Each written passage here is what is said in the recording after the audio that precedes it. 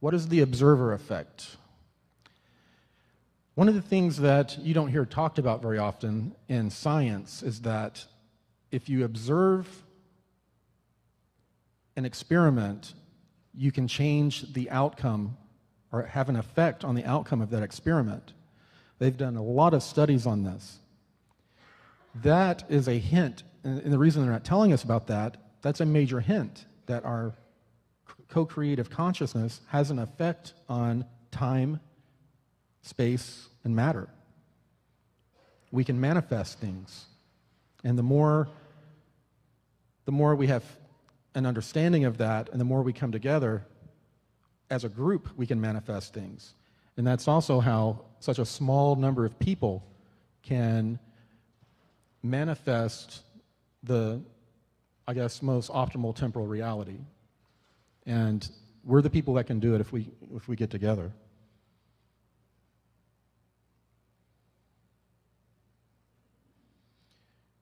How can mass meditation and focused intent change the world? Everyone here, I'm sure, is aware of all the different mass meditation groups. We definitely need to get all of those together, focused on one single intent. There have been studies that show that if there was one study to where a bunch of people got together and meditated on lowering crime, and then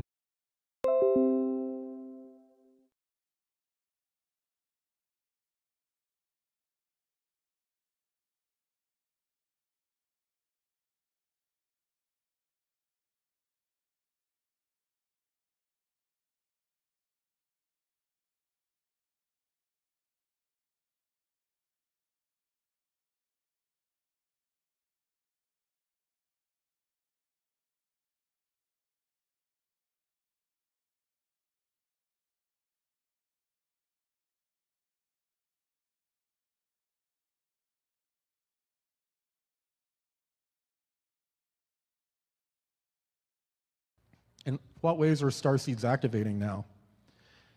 I stated earlier, I have seen more excitement in more people's eyes recently about their personal missions than I think I've ever seen in my life.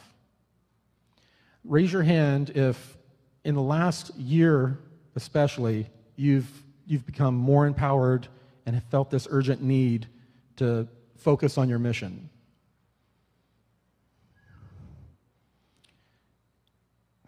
Yeah, and it's not just people getting excited because they heard a new idea or concept. This is occurring with people from a wide spectrum of different belief systems. Gotcha.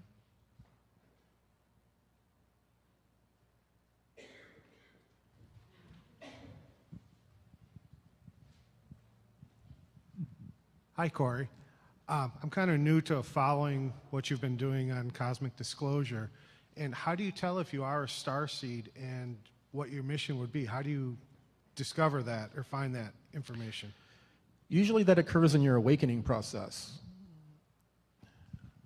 And I hope my wife doesn't mind me bringing up her. Right before I started to talk to David Wilcock and come out publicly with this information, I had never told Stacy any of this. She had, of course, observed things like me, calling out at night and hearing weird things, but nothing of this extent. And at the time, if I would have told her, she would have taken our 2 kids and moved to Missouri. Yeah. So right when I was getting to a point where I had to start talking about it, I was guided to get a book.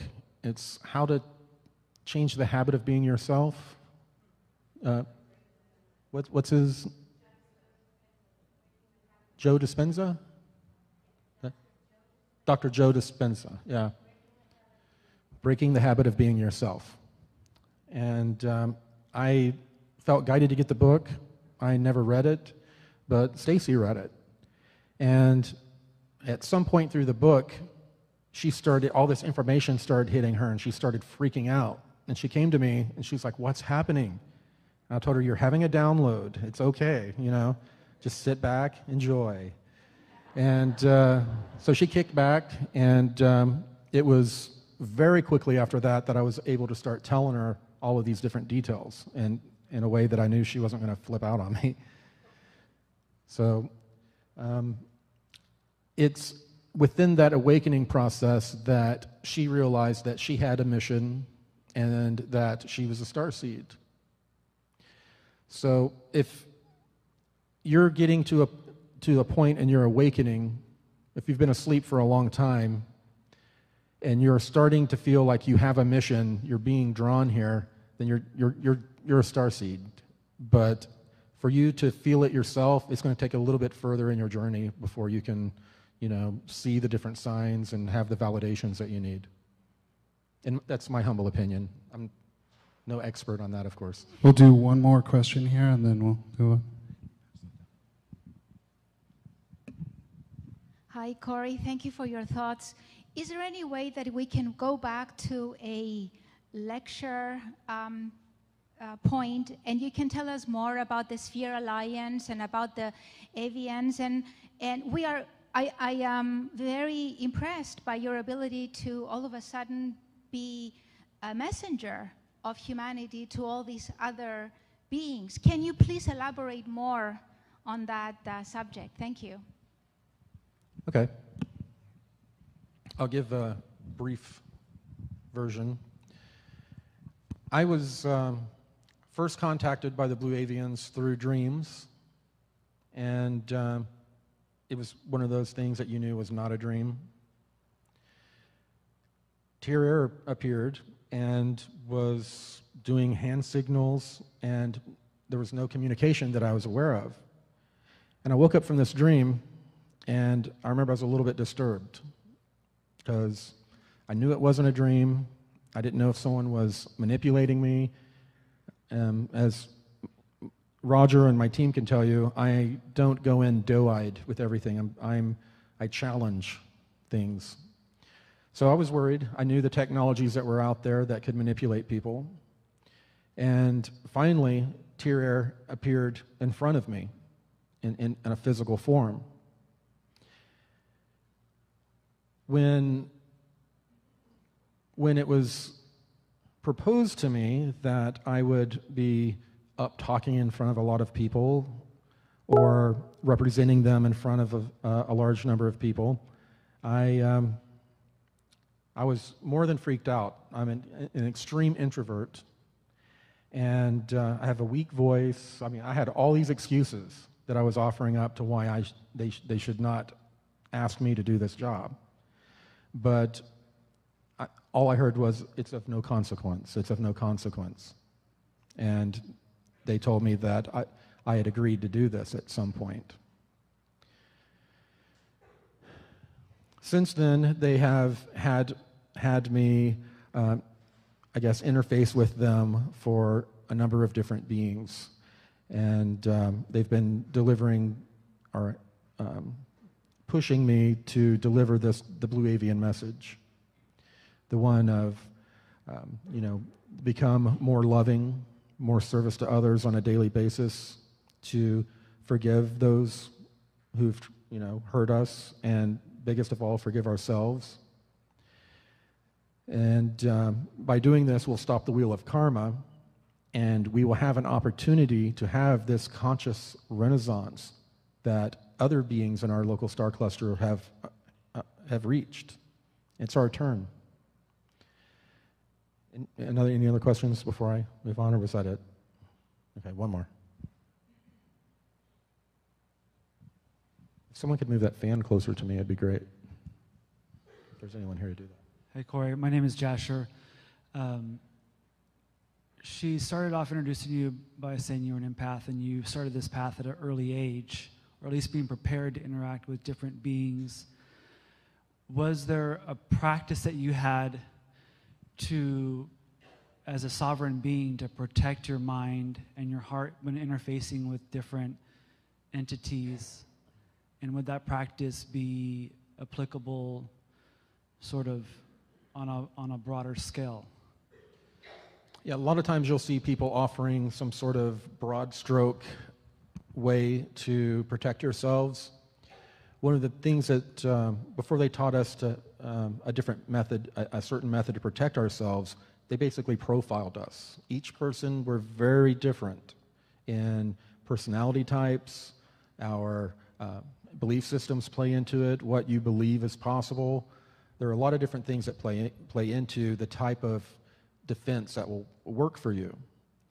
With me, it was, I would, when I felt attacked, I was putting basically a torsion field vortex around myself and mentally pulling each end, and it would like snap together in the middle. And that would, it was somehow sending some sort of, something was happening on the etherical level that it gave me protection, and it caused feedback on those that were trying to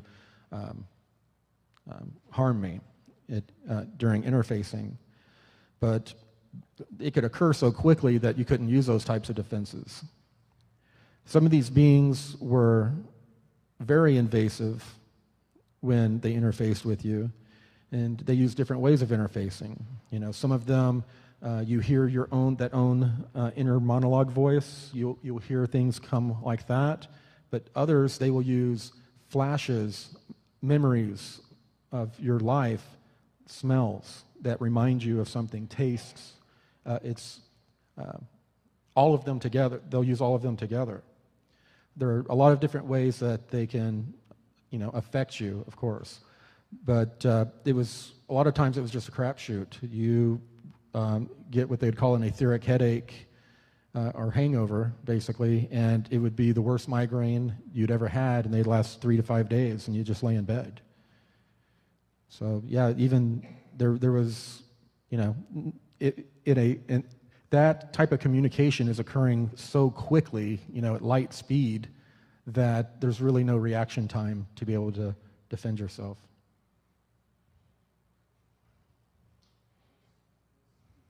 Let's keep going here for a little bit, yeah, time-wise, we'll and then going. we can come back to a general Q&A at the end.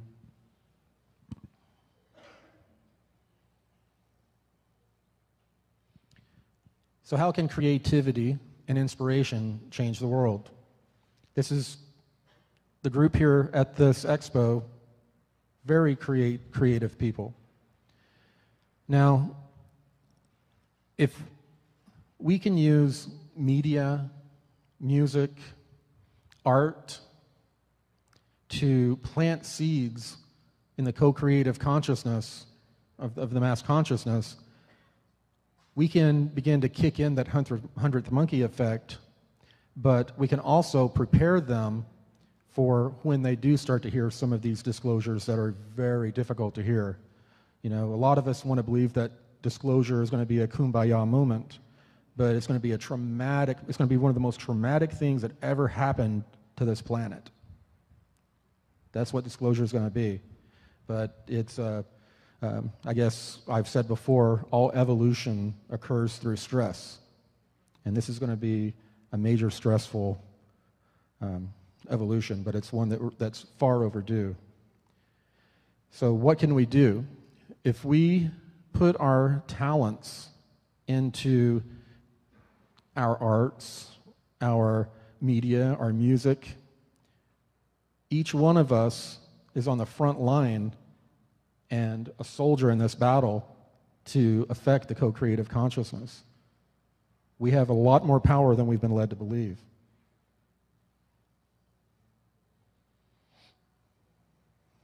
And I've basically went over that as well. What does unity in the community mean? We don't have to agree on most things even. The only thing that we really need to agree on is that none of us have the answers, and that if we can unify this community, we can affect massive change. And I think, we do have troublemakers out there that are always trying to stir up problems, but for the most part, I've never seen people more willing to work together. People that usually, keep their work from each other, this is mine, no, this is mine. Well, now they're sharing and they're working together. And we definitely need more of the unity. What is the next 3-year window? Why is that 3-year window that Thierry told me about so important?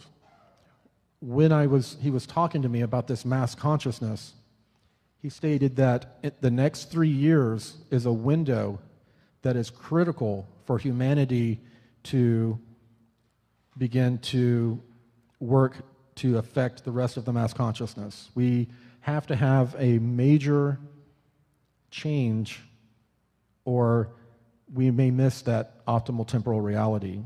And if we just sat back and waited for others to do the work, then we're just as much to blame.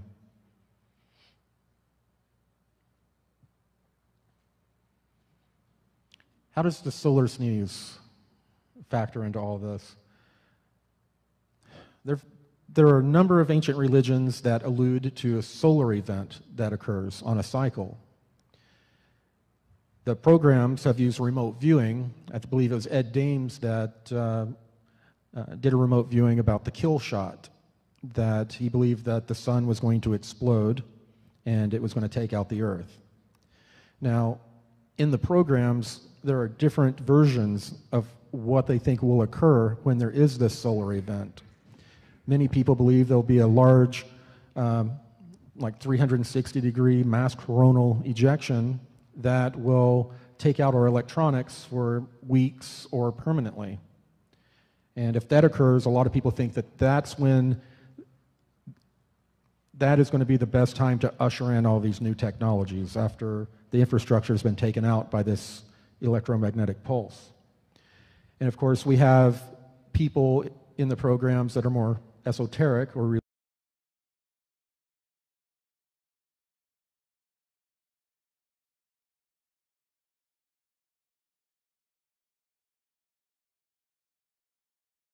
be an ascension event. They believe that when this solar event occurs, that people are going to be turned to bodies of light. So you have, within these programs and even within the cabal, you have a wide range of people. You have the pragmatic people that, the show me people, and then you have the religious people.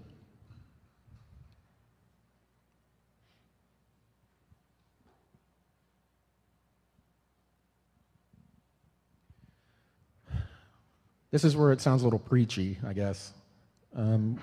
What can people do now to prepare for these coming changes?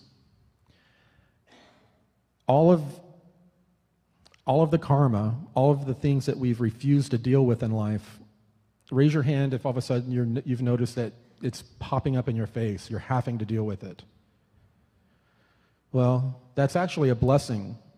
All of these things, all of these traumas, pains that we haven't dealt with are like third density anchors. When these new energies are passing through us, there's drag. These third density experiences cause drag and hold us back. If we deal with all of our trauma and stop the wheel of karma, then we're changing the world one person at a time. We're also showing people through example that forgiveness can occur, and we're going to be prepared at least for whatever this event is. All of us have different ideas about what this event is, but there's definitely an event coming. Oh, looks like we're at the end. We are doing a new graphic novel series. We've gotten together. William Tompkins is excited to be a part of it. It's going to be exciting. We're going to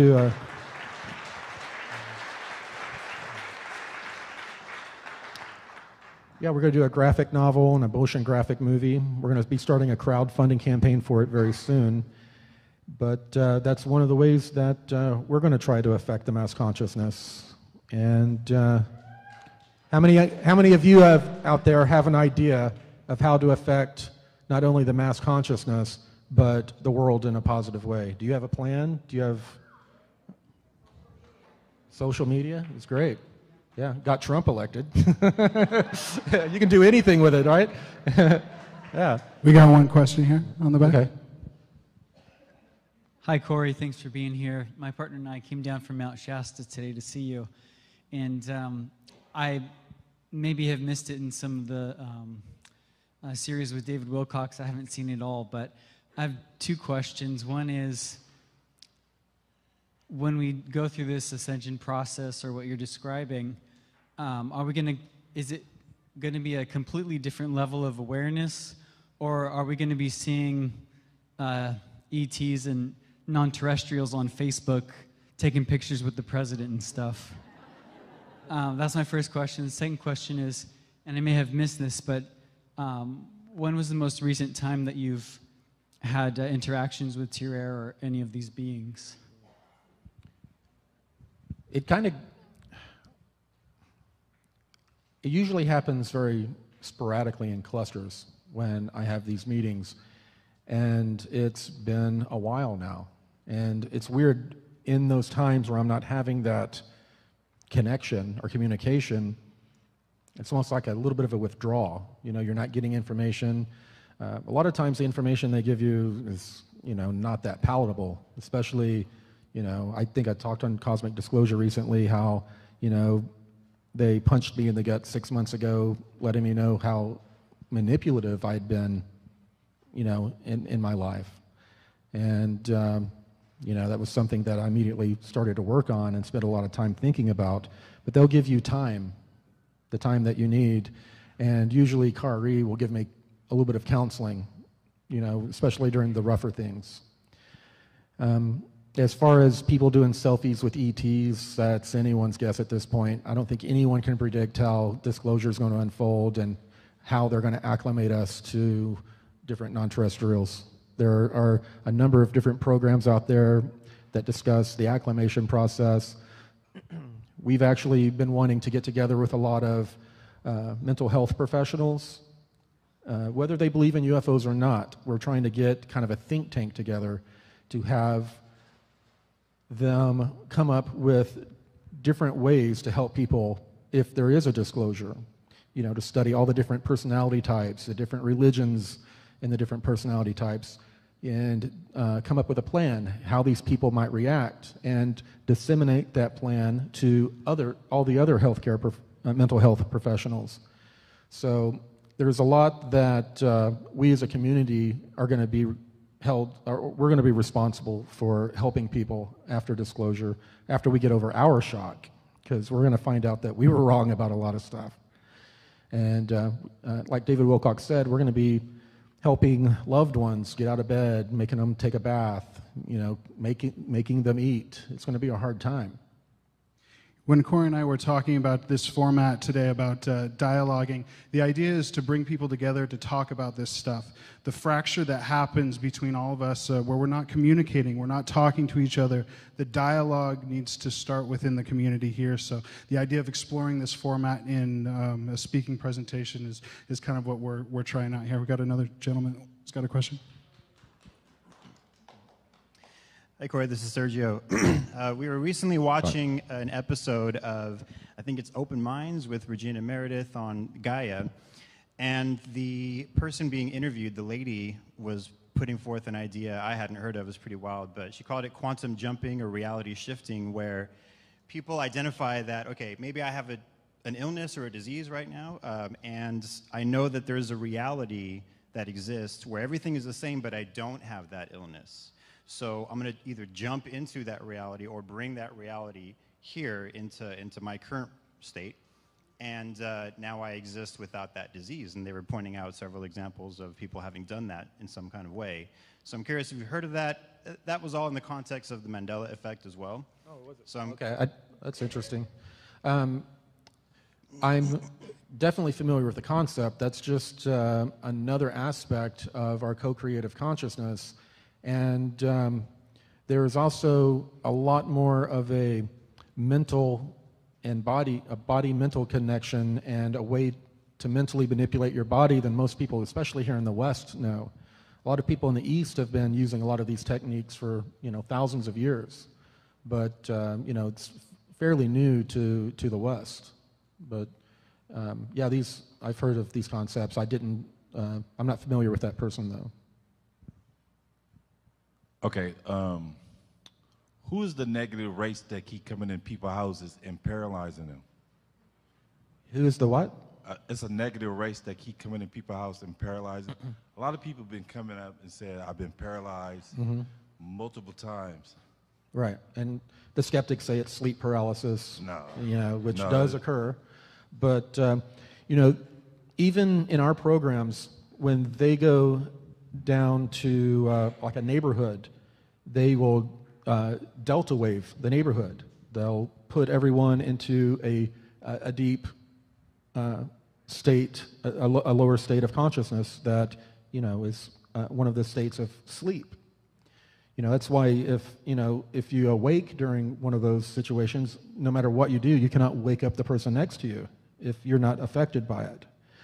Now, a lot of these technologies used not only by humans in these programs, but different non-terrestrial groups, it is very easy for them to cause you to affect your neurology remotely, to not only give you sleep paralysis, but to make you get up, walk out the door, open the door, close the door behind you, walk down the street, almost like you're, literally remote controlling you. Their technology is so much more advanced, and they understand the mind-body connection.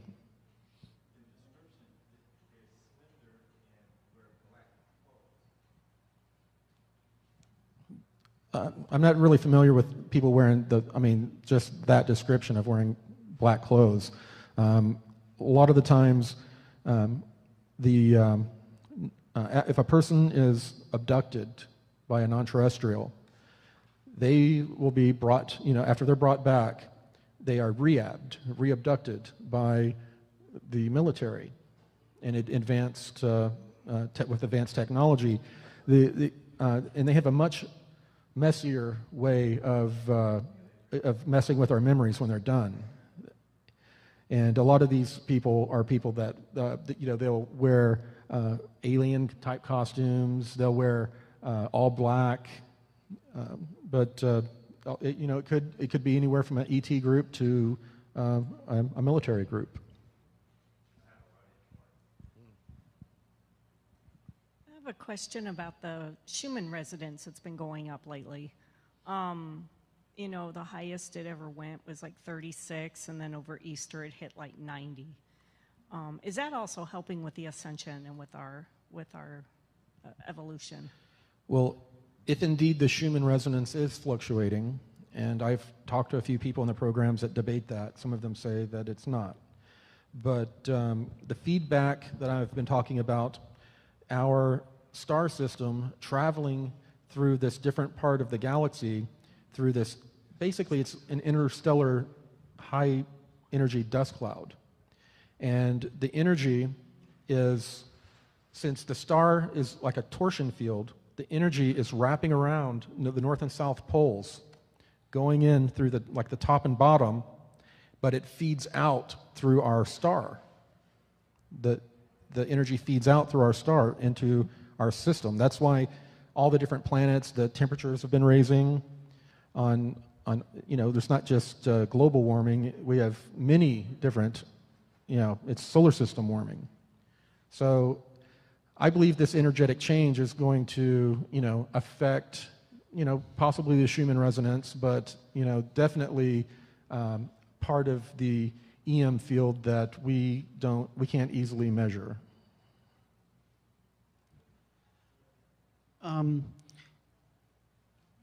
Anyway, I listened to both of your interviews, co-interviews with Cobra, and I was really fascinated. Thank you for that. And I'm really curious. Cobra talks quite a bit about these Archons who are supposedly running the show.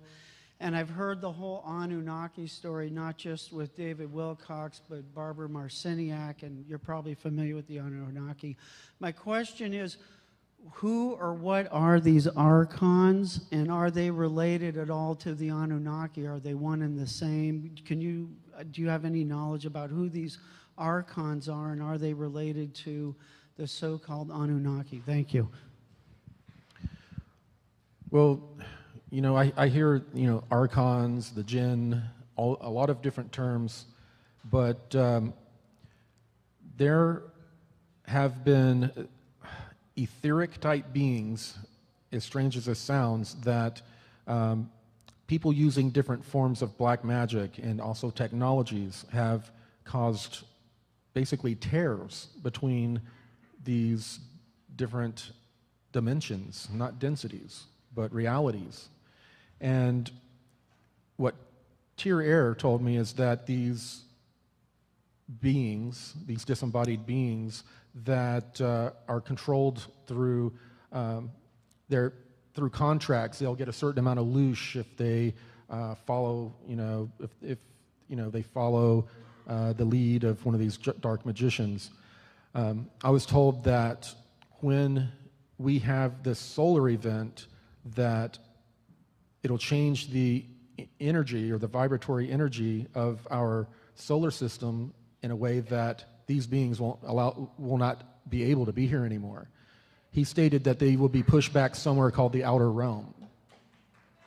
And I am definitely not a scholar when it comes to all the different Jinn, Archons, and all of that. So, but that's, you know, that's the best explanation I have. Hi, Corey. I just want to thank you from the bottom of my heart for everything that you're doing. But my question is about the ancient builder race. So, correct me if I'm mistaken, but from what I understand, they're a feline race. But also, how did they fit in with the Sphere Being Alliance? Do you know what density they are? Did they ascend into being the Blue Avians or the Sphere Beings? Or, I don't know, where are they now? Okay. For a number of years in the beginning of the programs, we were coming across very ancient structures in our solar system, on the moon, Mars, various planetoids that were extremely ancient. Not only that, but where we saw that there at one point glyphs or writing had been, it had been wiped away, much like, you know, the kings of Egypt would wipe away the history of competing king or ideology. The information that we have is that this group existed in our solar system 1.8 to like 2.4 billion years ago. What we found out after a large amount of time was that our local stellar neighborhood is made up of approximately 51 or 52 stars. When we started to travel to these different star systems, we were finding out that this ancient builder race technology was spread throughout the whole 52 star cluster. And at one point, they had developed some sort of defense grid to protect that 52, that local star cluster. At some point, groups that were being protected within this grid were warring with each other, and they hijacked this technology to use against each other, and they inadvertently brought down this protective grid. That's when all of these, what I was told were genetic farmer races came in and began to use, I guess, what the most advanced and coveted technology out there is genetics. And they...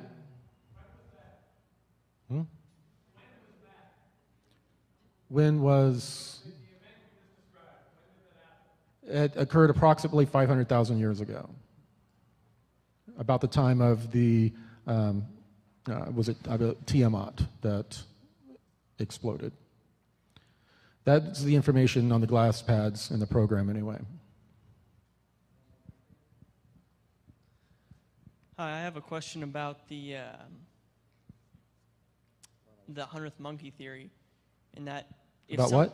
The 100th monkey. Oh, 100th monkey. If something were to be not true or not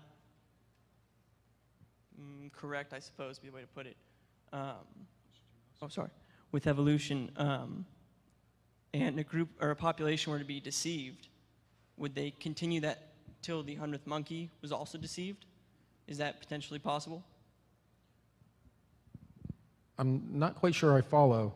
The 100th monkey effect, are you saying that if they get bad information, is the bad information shared amongst the consciousness? Is that what you're asking? Yes. Yeah, any information, any and all information is shared amongst us and available to us through our group consciousness. And many people have begun to develop the ability to tap into some of the Akashic records and some of the knowledge out there.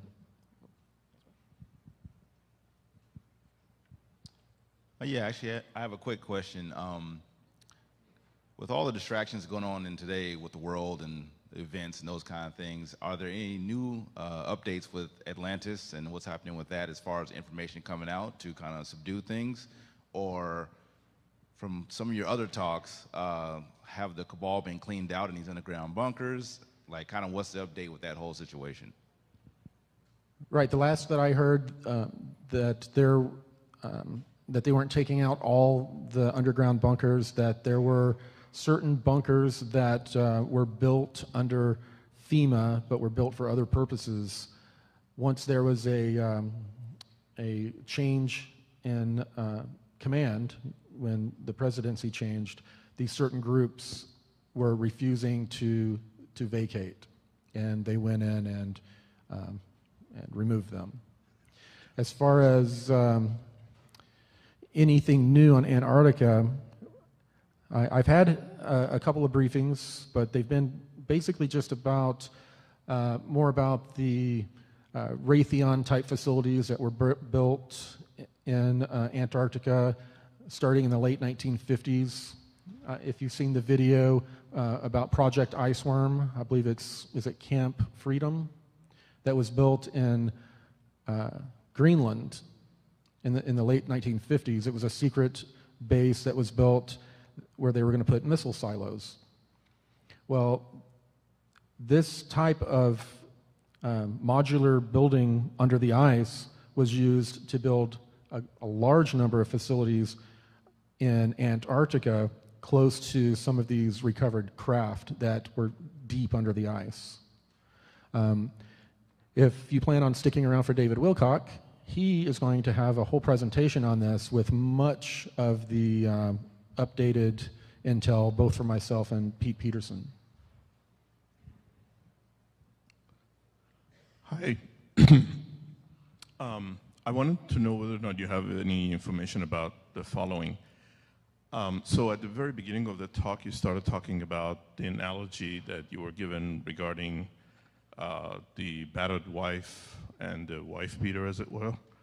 And I'm just wondering, in the universe, the way you've been shown, is it typical to have, civilizations learn out of atrocities and adversarial type of an interaction, or our particular world is a special kind of a basket case? It's definitely a special kind of basket case, but from the information that I have, most of the stars in our local star cluster have gone through a very similar process. Most of them have related to us that their problems were nowhere near as significant as ours, but that they had a very similar, I guess, evolution through adversity to get to where they're at. Hi, Corey. Thank you so much for sharing your story. I just have a quick question about, on this week's episode of Cosmic Disclosure, you shared about how you were in Boulder at the hotel, and people knocked on the door, and you had to do these briefings, and the guys walked out. I'm just wondering if there's any follow-up on that. Have there been any more opportunities to give briefings? Yeah, interestingly enough, while I was on that trip, Sigmund, the guy we're given the name Sigmund to this, he feels higher than a colonel. He never wears any fleer on his uniform, but he came and talked to me about doing more of these briefings, and he said, "For the love of God, do not talk about 8-foot tall blue birds He said, just talk about the programs and the technology. Don't talk about any of that. And he wanted me to not talk about it in public either. And I told him I couldn't do that. So, yeah, I had about 13 people get up and just walk out in the middle of me giving this briefing. And the people that did stay had a weird grin on their face, like an idiot, looking around, jerking their head around, waiting for someone to jump out and saying they were punked. So they did not go well. They did not go well, and they've been suspended for now. Corey, here. Right here. Oh, okay. So I have no problem with my fear of becoming fully empowered and completely whole and heart open. But I do have a fear, and I was wondering what to do with it, of if I get enough information. I've got a Sound Healing Research Foundation. We're doing research, and we're starting to get more information. What do we do with the fear where we get enough information and enough knowledge and enough consciousness that we actually come up against the higher levels of the cabal or of these other beings? You know what I mean? I think I do. One thing that, if you're in this field, don't ask questions that you can't handle the answer to. You need to be prepared. There's a lot of, how can you prepare for what you don't know, though? When we get a lot of information about we know the main thing that they've been trying to cover up is not that they're ETs, it's, their technology. But think about all the crimes against humanity they have perpetrated against us to keep that secret. That is what they are. They're terrified. They're terrified about that coming out. That's why you hear them talking about, being turned into wind chimes in the middle of D.C., hanging from lampposts. They're really worried about that. Good evening. My name is Amaranta, or in my traditional language, Huautli. I am of Central American descent, and my direct relatives are from Nahuizalco, El Salvador, Mayan people. And I'm honored that you address the Mayans in your encounters when you're talking about the beings that you have become familiar with. I've been recognized in my community as given privileges to conduct gatherings and do prayers, and we always recognize our star cousins above. That being said, what can you tell me about these beings that you have encountered? Because I'm sure you're aware, but people in Central American countries have been dispersed because of war, and thus we've been disconnected from our traditions. What can you inform me about? It was relayed to me that this group, the Earth has been used as a place for refugees, cosmic refugees. They were here for a long period of time as cosmic refugees, and at a certain point, those of them who had not interbred with others outside of their group were picked up and taken, and they disappeared, and I was told it was like 40 million of them. When it comes to what I know about them, they give me big smiles, but they refuse to interface with me. They'll interface with Gonzalez, and then Gonzalez will tell me, what they're communicating to him. But for some reason, they just will not interface with me.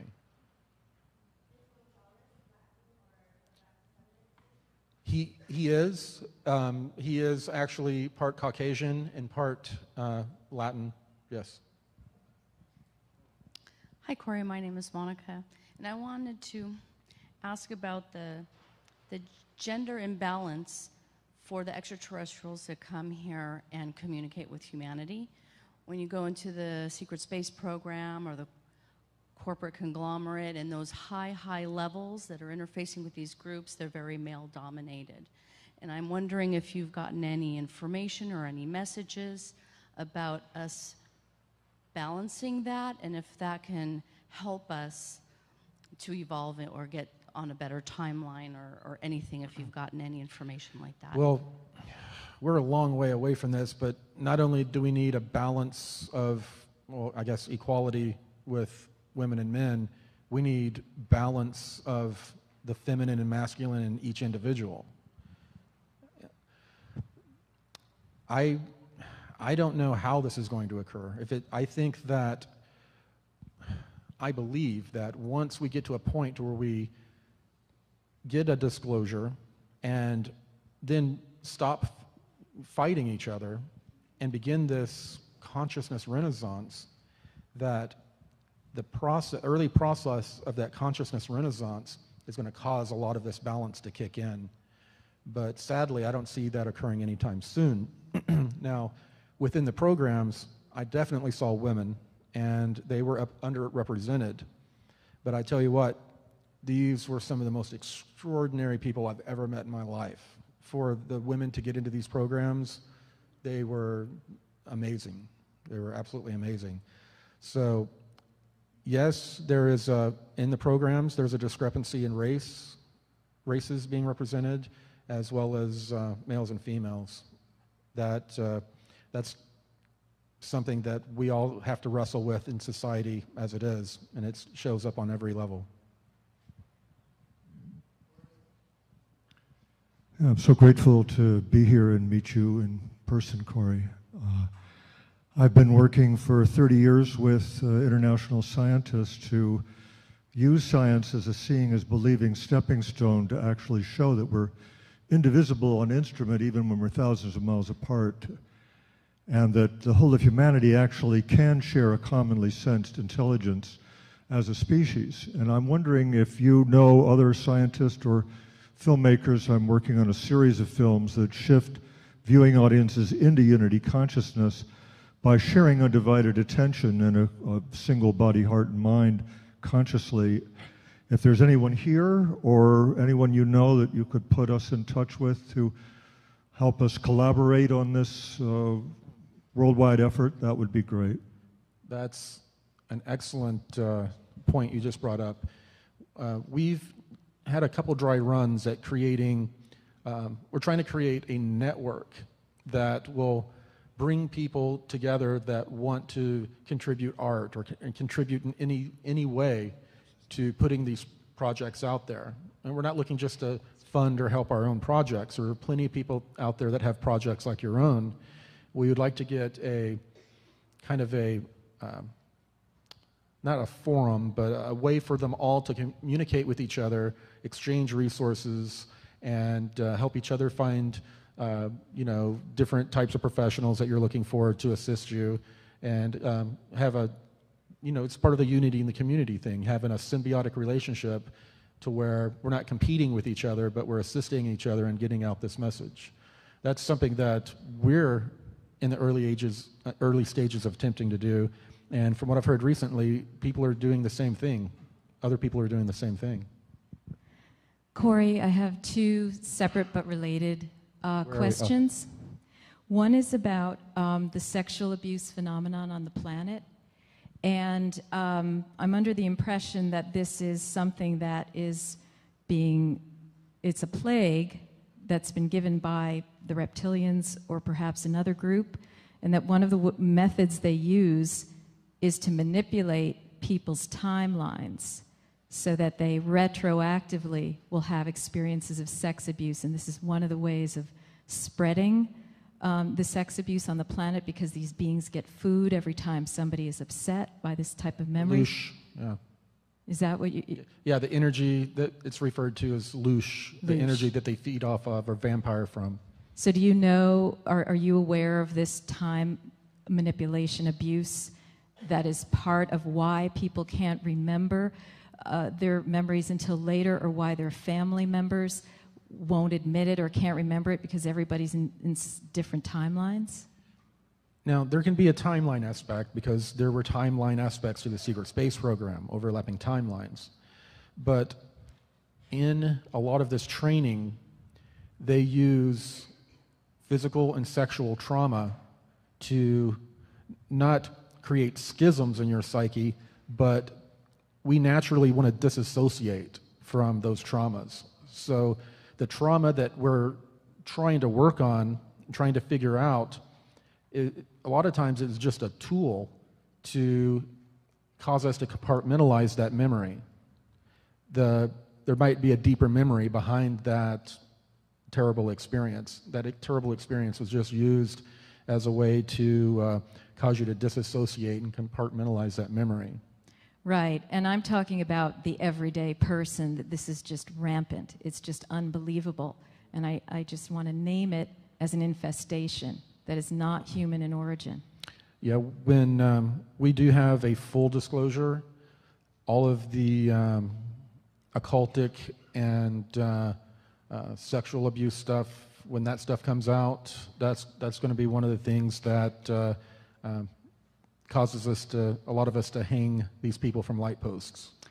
Okay, and my second question is, I'm under the impression that this rash of people, children on the spectrum, Asperger's and autism, is gray alien abduction of women in pregnancy, and then their children are hybrided. Are you aware of this, or does this resonate for you? I have not heard that, but there's so much going on in these different genetic farmer programs that, I mean, there are 22 main programs that these non-terrestrial groups are performing on humanity. And it's of a genetic nature, but it's also of a spiritual nature.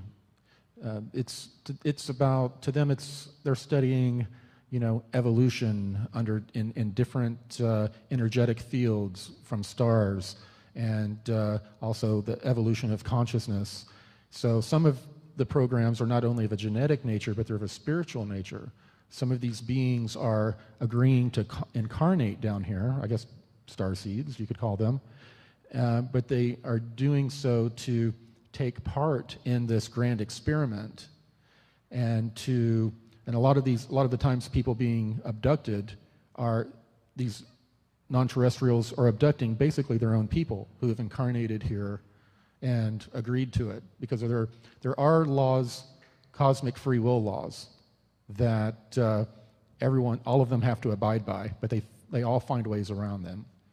Okay, great. That's one of them. Third and final question for the women in the room, because talk about gender. Can you say more about Kar-E?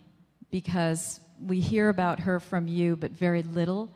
And is there a way that we as women can be in closer contact with her telepathically, or have there been any messages from her to you for the women and the priestesses of Earth? Actually, yes. Now, one of the things that they have been a little disturbed about is how many people are reaching out to them and praying to them, and that totally goes against what they're trying to,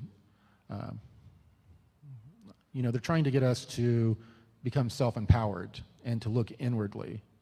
Now, I've had many people, I've got some really good friends that are priestesses and do that type of training, and many of them have been able to connect with her.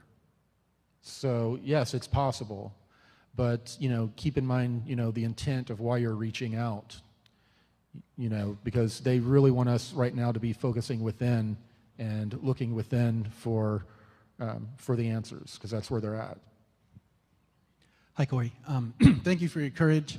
My question is around the solar event within the next 3 years. Has Ra Tier Air specifically stated what he either knows or feels will occur, is my first question. And the second one is, if he hasn't mentioned or you don't feel he will state what it will be, could it be that if we hit the 100 monkey effect, we will get the outcome of everyone raising to a fourth dimension, basically a good scenario, or if we don't hit the 100 monkey effect, we may get the not so good scenario where we get the electrical shutdown and so forth? Thank you. Right, yeah, if we just sit back for the ride and not, for a lack of a better word, try to manipulate the mass consciousness to go in the right direction, then yeah, we're along for the ride of wherever it goes. Now, I'm sorry, what was your first question? Right. Tier Air told me that we're not sitting back waiting for things to happen. Strangely enough, the entire co-creative consciousness of humanity, even the non-terrestrials that are in our star system right now, their co-creative consciousness, that is what is manipulating and guiding and creating these different realities and timelines. So they can't really say this solar event will happen in 3 years. They can't, they can't, they have probable futures of what could occur. But we are constantly, through the observer effect, changing things. And that's the point of all of us getting together and focusing on the same intent, is for us to be able to take a hold of the steering wheel and guide us to that area. That was both questions, right? I think I answered. Okay. Thanks, Corey. I have 2 questions. Oh, okay. The first is, I was under the impression that the reptilians or races that were interfering with our planet were removed after 2012. I've heard different messages from different places and just wanted to get clear on that. It kind of seems like they have been removed because things have been falling apart globally. I don't have any information about any particular species being removed. There was a barrier that was created that has prevented different groups from coming and going to our star system. Kind of I guess, like a large field that they can't penetrate. I have not heard about any one group being kicked off the Earth or out of the solar system at this point. I haven't. It's just not my information. And my second question is, I think it was last Friday morning in 3 or 4 cities across the United States, there was a power outage. It was like San Francisco, Financial District, New York City, I think LA, and maybe Dallas. Do you have any comments on that? I haven't gotten a briefing since that occurred, but I'm fairly certain that had to do with the geomagnetic activity between the sun and the Earth. I haven't heard anything about there being any type of hacking or anything like that to bring down the grids. But then again, I'm speculating here because I haven't been briefed. It's been a little while since I've been briefed. Hi, Corey. Hey, Foster. I would love for you to address a little more in depth the topic of time. I find it the single most mind-boggling topic for me in my research, and we're working with some scientists who are using quantum fields to manipulate the effect of time on matter in a certain sense. They can move biological cells, they can advance the aging of them, or they can pause the aging, or they can actually reverse the aging in such a way that cancerous cells go back to their wholeness. So they're affecting a biological timeline. But to me, that's not quite the same as traveling in time. And I wonder if the classic paradoxes of if you actually go back in time, then maybe your parents didn't meet, and all of a sudden I'd snap out of existence and so forth. Is that, in your experience, is that a function of moving on different timelines so that it doesn't affect that we're on? Could you just clarify the time for us? Clarify time, wow.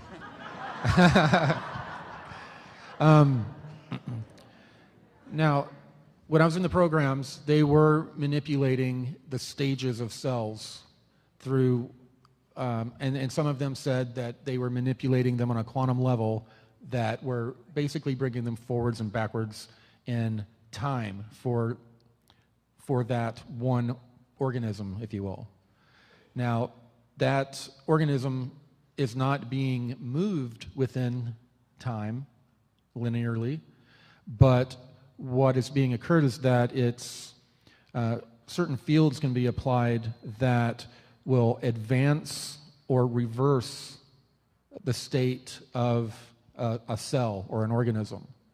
And it sounds to me like that is what is occurring instead of there actually being a temporal field that is being created within electromagnetic temporal field that is being created that is actually creating some sort of time distortion within it. Does that sound right? Or?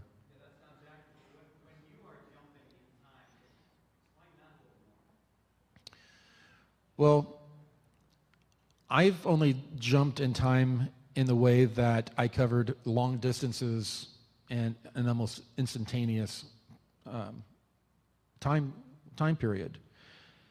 Now, these portals that they use, if you've seen Stargate, you see, it's a flat portal against a wall with, Ripley like a pond. What they have is these things are set up by devices. There'll be 3, sometimes 4 devices around a room pointed to a center point.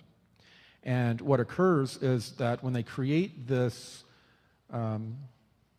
portal, it creates what looks like a sphere that has a mirage effect to it. If you've seen Above the Highway, that mirage effect. And the ground seems to sink down in almost a conical way. People can walk into it from 360 degrees around it, and when they walk in, they get smaller, and it looks like they're walking downhill. And when they come out on the other side at 360 degrees. They would also use these to transport, building materials like, large iron beams or something like that.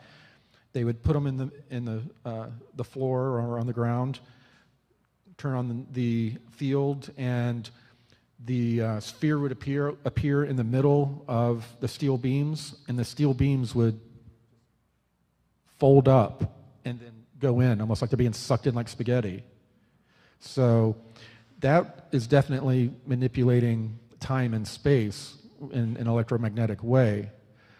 Now, for me to give the description of, what is exactly occurring, I can't. I can tell you how the cosmic web works, how these portals work. There's what we call, the cosmic web. And I'm sure you've seen images of Hubble where they've taken different types of exposures and different spectrum images to where you see all the different galaxies are connected, and it looks like a web. Well, between each of those galaxies is an electromagnetic filament connection. And being that the correct physics model is nothing like the classical physics model, it's a electroplasmic torsion universe. The whole universe is a giant torsion field. A lot of the places where people are thinking they're seeing dark matter, there are torsion fields that are, affecting the way we're seeing light. Now, between each star within a galaxy is this same electromagnetic filament connection. Within each star system, there's an electromagnetic filament connecting to everything in that star system, every planet, every moon. They've learned to calculate all these planets. They have grids or ley lines. As the Earth is rotating and that electromagnetic filament is going deeper, further out, up and down around the Earth as it's spinning, it is activating different nodes. And think of the path of least resistance. It's like it travels like electricity, and these nodes will give the ability to open up a portal. Will give you a pathway, an entrance, and they found a way to calculate when and where these would open or be available. Sometimes they appear deep underground or under the ocean, at ground level, or even in our upper atmosphere. So these they use this hyperdimensional mathematics model to be able to calculate the spin of a planet, how to calculate, and they have a code that's much like TCP/IP to be able to travel between these different star systems, but they have to calculate as planets are moving around in our star system, this electromagnetic filament will connect to our moon or be it'll connect to some other body in our system. So you have to calculate it just right, because it works like electricity. It's traveling the path of least resistance. So it's traveling through the sun, and whatever node is able to create that connection is where the portal is able to be opened. And they've been able to, through the assistance of non-humans, they finally were able to calculate it in a way that they could send humans and craft through these portals. Before that, they weren't calibrating it right, and they weren't able to send organics through. They're only able to send equipment through these portals, and they had to use some of the solar warden craft to travel to where the materials were delivered. But through the help of a non-terrestrial group, we figured out that hyperdimensional mathematics model, which we've applied to many other things, by the way, to be able to successfully go through all of these different gate systems. Corey, Tom, nice to meet you.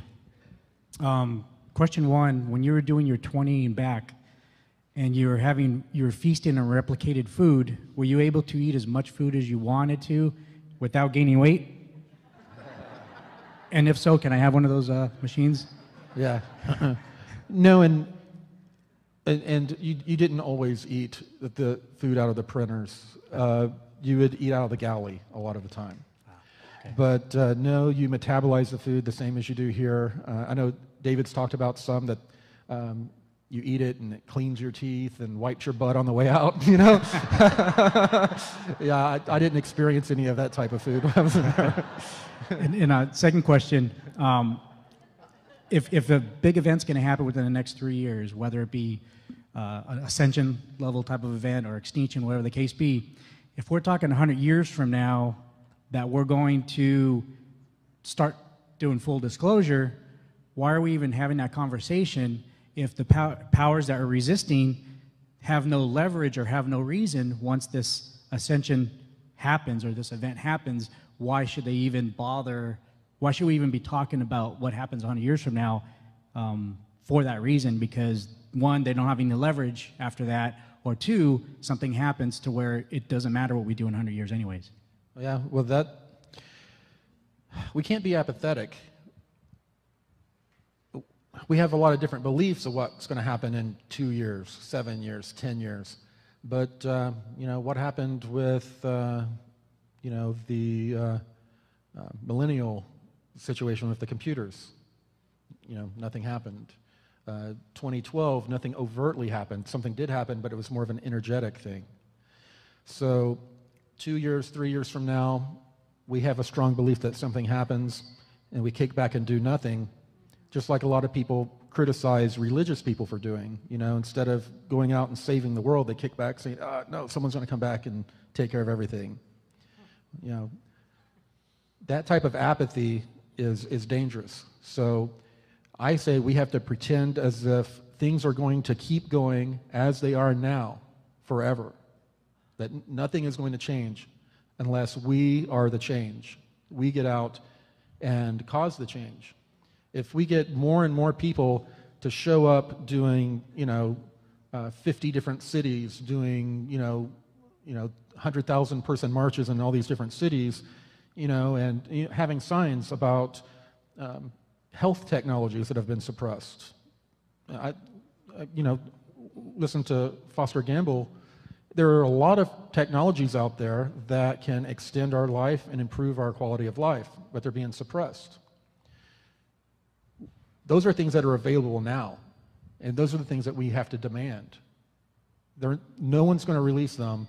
They have a 100-year timetable that they're sticking to start releasing all these different things, and if we kick back, that's how it's going to work. But if we start going out and protesting, writing books, doing movies about it, then the rest of the population aren't going to be as skeptical when they see people out demanding that these technologies are released.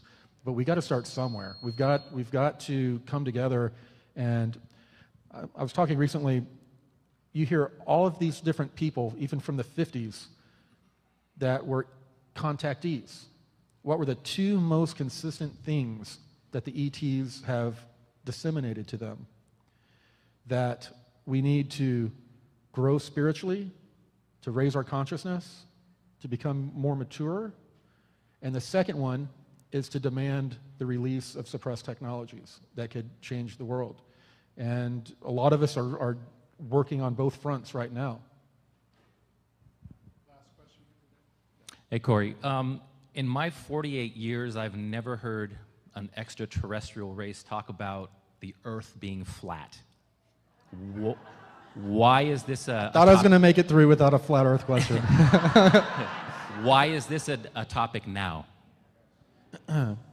Yeah, this was a group that set together, and a lot of these NSA people, they do what they call, not mental exercises, can't remember what they call them, but they'll put out what they think is a ridiculous idea and then have several people, professionals, argue that idea to see, how they could, prove it, basically, even though it's something they know isn't true. They do that with a lot of different things, but this one that was released is basically a PSYOP. They wanted to see, is like a study to see how people would take information like that, how they would process it, how, once they accepted it, how they would defend it, how they would come up with other ways to prove it. So it's not only a PSYOP, it's been a sociological study. That's got to wrap up our time here, everyone. I think, Corey, this has been an awesome experience being able to dialogue like this. I wanted to say one thing. Mount Shasta. Mount Shasta. We're going to have our first event that's put on by our production company in Mount Shasta in August, I believe the 18th. 18th through the 21st during the eclipse. During the eclipse. So we're going to have a lot of really big speakers coming. So. Please say thank you to Corey Good. Thank you so much, Corey. All right, I don't have a camera because things went down on me earlier, so I apologize about that. But what I think resonated with me most about this was the whole thing about starseeds, and also being on a mission and using our talents, whatever our particular talents are, to serve the greater good and to start awakening people to what is going on. Let me see if I can pull this over here. Just run a few ideas by you guys, but I wanted to, I make decals and I do artwork, so I was trying to think of ways to produce some artwork and decals that, we could put, in the back of our cars, or on our phones, or our briefcase, or whatever we have that we want to stick decals on, our dorm room door, wherever we are, you know what I mean? But came up with a few ideas like this. It kind of grabs your attention, only to maybe, if you haven't heard of the Mandela Effect, you think shift happens, Mandela Effect, what the heck is the Mandela Effect? And just so little ideas I had to possibly raise the awareness of what's going on, or just to put a loving thought in someone's head. You are loved, things like that. It's got to be pithy, another idea I had was possibly to do something like where it says, Luke, I am your father, or it's a beautiful day in the neighborhood, and then say, maybe remember me, or something like that. But yeah, at a glance, it catches your eye, only to be like, shift happens. What's going on with that? Mandela Effect. So please, in the comments below, if you're watching this video, you have any ideas that you think would make a good decal. I can turn it into a piece of artwork, and start trying to get the word out. And what I do art, and I can make decals, and I can actually, I don't know if anybody has retail stores or anything like that, but I I could do bulk orders or something. I haven't really even figured out a price. I wanted to kind of come up with the artwork first, but I can do it in-house, so that'll help reduce the cost of things. So yeah, I thought it'd be interesting for you guys. If you have any ideas, you can put them in the comments below or in the chat if you're here live with me right now. And you know, start getting the word out, start getting people to look some of this stuff up, you know, because people are waking up all the time, and if we can nudge them, plant that seed. I mean, if you think about it, the elites do it all the time. They plant these little seeds, you know, they call it predictive programming. They'll put little things in cartoons and movies and all sorts of things. And I think, you know, we need to start with our planting seeds. I don't really like the word predictive programming, but you know, get people to wonder what things are, to look into it, to pull them out of their daily life, of their daily grind, and to maybe look into some of this stuff. And you just never know who might be behind you in traffic and see something like this, and you can wake them up to the Mandela Effect, because it's definitely happening. It's a definite wake-up call. I know it was for me, and we're on a mission. So yeah, it's definitely gotten real, that's for sure. Baby steps. Yeah, you know, you plant a few seeds, but I think I heard that somewhere. The Mandela Effect. Little do they know, they remembered reading it on a bumper sticker or a decal in the back of someone's car. So with that, I will leave this broadcast. All of that, 2 hours of, actually, I just got a comment saying that the video cut off early, so I guess this live broadcast got split into a couple of different videos, unfortunately. So, because it went down for a little bit. But with all of that, I'd like to say thank you guys for joining, and I'll see you on the next broadcast. Have a good one.